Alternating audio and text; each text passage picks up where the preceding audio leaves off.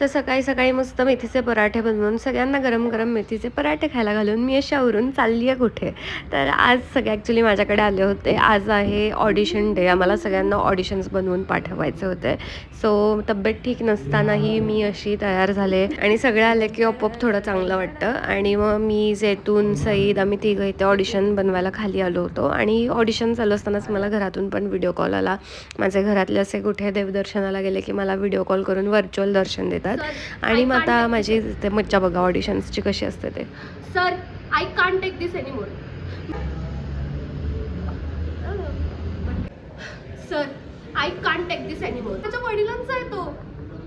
अहो माझ्या sir, I can't take this anymore. अब बारी है जैतून की ऑडिशन की. मला नाही आवडत. हिचं मराठी ऐकून इतकं पोट भरून हसले नाही, कांट टेल यू.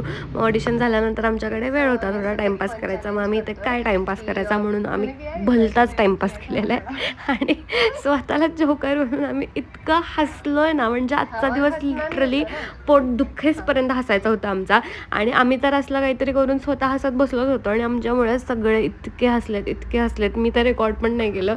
सगळे खूप जास्त हसलेत. आम्ही इथे काहीतरी ते चॅलेंज करत होतो नाही का, I like you with dash dash आणि I like you with blah blah blah असं करत. आणि मग आम्ही हे असे लुक आमचे क्रिएट केले. खूप फनी झालेले आणि इतकी मज्जा आली ना भाई साहेब.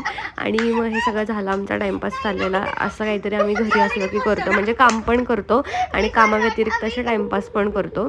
आणि संचितची रिॲक्शन ह्याला इथे म्हणजे काय सुचतच नव्हता, मला बघून असा हसत होता हा.